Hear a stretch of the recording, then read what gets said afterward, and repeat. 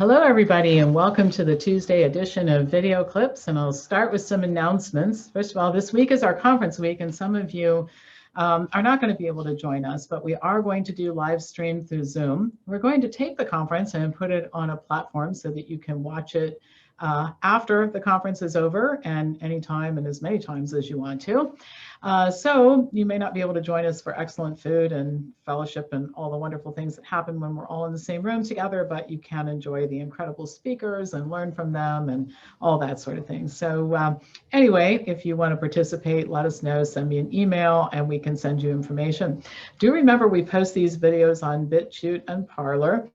The forbidden news is emailed in a newsletter to you, so you have to subscribe to that. The forbidden videos are posted at WellnessForumHealth.com. We're not going to send those to you. You actually have to go there and fetch them, WellnessForumHealth.com, okay?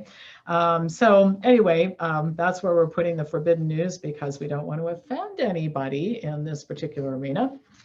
COVID operation, bestseller in some categories, and people are saying they like it. It's a great story. I mean, it's a disturbing story, make no bones about it, but it's a great story of what happened and what we expect to happen next. And I think as awful as some of what's going on is, we project a happy ending. And I guess that's partly because I like happy endings and I'm optimistic. And I'll share something with you that, that came out I guess, in the thought that I had when I was running. And that is that as difficult as all of this is, if good things come out of it, maybe it'll be worth it. And in my past, I have to say, a lot of the most wonderful things that have happened to me have happened as a result of a crisis of some sort. You know, humans don't change themselves usually unless they have really good reason. And those are the big changes I've made in my own life. And out of crisis often comes opportunity. So let's hold that thought. And it's a lot more positive than focusing on everything that's going south right now. MakeAmericansFreeAgain.com. I'm doing conference calls every Thursday at noon. You can only participate in one. In other words, if I'm talking to the same people every Thursday, this isn't very effective. But please join us for our conference call. I'll bring you up to date, tell you what you can do to help, let you know what's going on. I'm pretty excited about some of the things that we're doing that you might want to know about. And every Thursday night here, we have MAFA meetings. So if you're in Central Ohio or driving distance, come and join us. We'd love to have you. It's an opportunity to be around other people who think like you do, humans in the same room, congregating in the same room. It's all good. And then a couple of other things. Remember that you can donate to the legal fund, and you can also buy Make Americans Free Again merchandise. I was hoping I'd have my new sweatshirt to wear for today. I had to film this before the sweatshirt came, so I'm just in my normal Catawba Island garb. That's what this jacket is. Never got to spend any time at my place on Catawba Island this summer because I was busy freeing the people and writing a book and all the other stuff that I spent the summer doing. But I wear this jacket, remind myself of how lovely it is up at Lake Erie, and look forward to next year when I can spend time there. That's going to be nice. All right, enough announcements for now. Let's get into what I want to talk about today. And I think it's real important to point out that we're going to talk about data from the Centers for Disease Control and data from the World Health Organization. That's actually where it is coming from. So if anybody takes issue with it, we are actually using the World Health Organization. So I'm going to go to screen share, and I'm going to pick, let me see if I can, this is what I want to show right now. So this is as of October 28th. You can see that starting in, this goes from the week ending 2/1/2020 through 10/31/2020. And this is very important in my opinion, because it shows that we did have a big spike in deaths here in April, and then it started coming down, and it continues to come down. Look where it is now at the end of October. Now I want to make it perfectly clear. I think one death is one death too many, okay? I do, I understand that. Having said that, obviously deaths are falling, and what we should be looking at is hospitalizations and deaths instead of this incessant testing, and cases, a lot of whom are completely asymptomatic, and we just don't have any reason to be concerned about them. So anyway, I'm going to get rid of that for a minute. And then I want to transition to talking about World Health Organization data. First of all, I'll just show you the screenshot. I want to make sure that you see that this data are all coming from the World Health Organization. So this is the article. I'm going to tell you what it says, but notice it's infection fatality rate of COVID-19 inferred from seroprevalence data. John Ioannidis, who is at Stanford University, is the author of this article. And this is the World Health Organization is using these data here. And that's why I think this is really important. And then I'm going to show you another study that was in the Annals of Internal Medicine, infection fatality ratios for COVID-19 among non-institutionalized persons 12 and older. And so I just wanted to show you these so that you know that I'm getting this information straight from the source here. And I'll stop the share and let me tell you what it says now. All right, so how does COVID-19 compare to seasonal flu? Because I think that's really what we want to look at. In other words, every year there's flu season. I'm 64 years old, and as long as I can remember, there was flu season. Every few years I get the flu. Every year somebody I know gets the flu. Every year somebody I know, either directly or tangentially, dies from the flu. I don't deny that.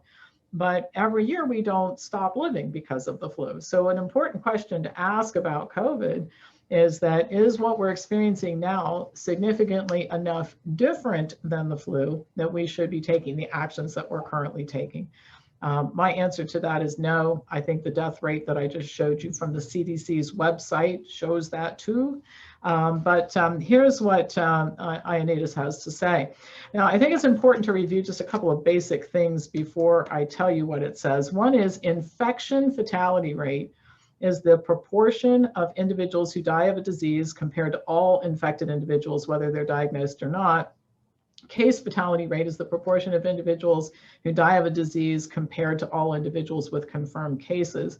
And it's difficult to determine the infection fatality rate because how do you know how many people have a disease if they haven't been diagnosed? In other words, I could have been exposed to COVID. We had two people who had the flu here back in January. They both, one after another, they both missed a couple days of work.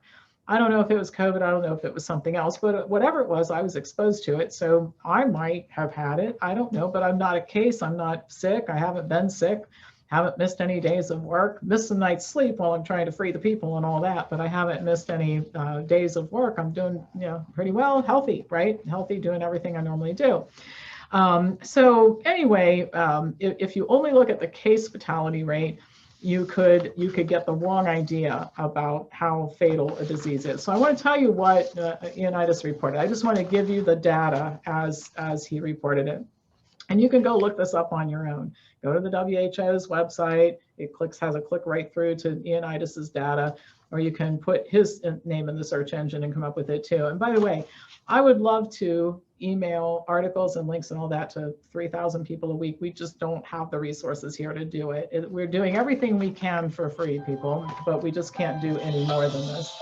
So please bear with us on this, doing as much as we can. I'm sorry my phone rang there. I'll get that after I'm finished here. All right, so the median COVID-19 infection fatality rate was 0.27%. And areas of the world with more than 500 deaths per 1 million people, the infection fatality rate was 0.57%.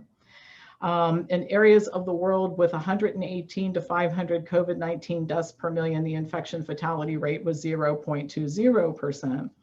The rate was just 0.09% in locations with COVID-19 population mortality rates less than the global average, and there are several of those, interestingly enough, some who did not lock down. For people younger than 70 years old, and I think this is very important, infection fatality rates ranged from 0.00%, 0, to 0.31%, with a corrected median of just 0.05%, less than the commonly cited infection fatality rate for the seasonal flu of 0.1%. So I'm going to stress this again, all right?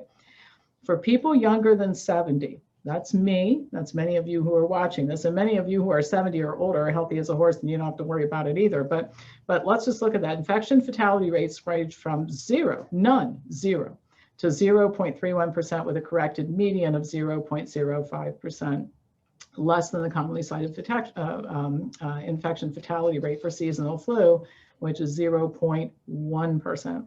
So instead of being incredibly worse than the seasonal flu, in some studies, it shows up as being incredibly less problematic than the seasonal flu, all right?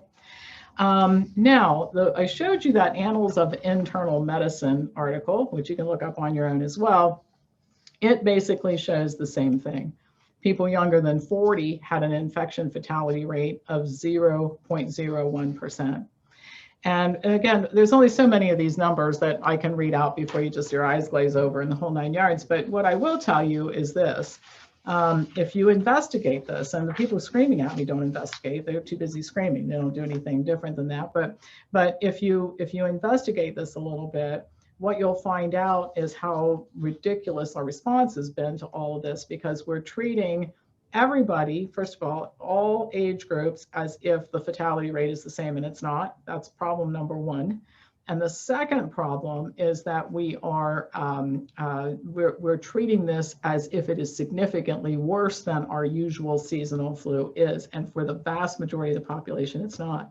So we've really done nothing to mitigate the risk for the truly vulnerable, while we have created an entire vulnerable population by locking everybody up and doing the things that locking things down and closing businesses and wearing masks. All this kind of stuff has actually created an entire hundreds of millions, billions of people who are now vulnerable for a variety of reasons, ranging from stress and depression to physical illness that doesn't get tended to and that sort of thing. So overall, just not a very good job done. And David Katz, who's speaking at our conference next week, I don't agree with everything he says. I don't try to hang out with people who I agree with everything they say. I've never understood that before, that you have to be in complete compliance with people or there's no possibility of having a relationship. I'm not looking for that. But in any case, I think the point that he continues to make is that we have got to start targeting our actions. And we can have a lot of discussion about what that might look like, and giving people choices. I've said many times, the elderly don't want to be locked up without companionship, so why don't we let them choose anyway? But we really do have to start having discussions about how to do sensible mitigation instead of what we're doing now. So hopefully those days are coming and all that. All right, so remember, if you want to watch the forbidden news, you go to WellnessForumHealth.com, the forbidden video, WellnessForumHealth.com. Forbidden news is the newsletter. You have to be on the subscription list. PamPopper@MSN.com is my email address. And if you're interested in conference videos or watching remote, or you can order an autographed copy of my book. You can participate and Make Americans Free Again conference calls, or come here on Thursday night. Lots of things to do in our world here. So we hope you'll join us for some of it. Pass this on to anybody who you think would enjoy learning more about this and hearing our point of view. And I'll be back to you tomorrow with more news.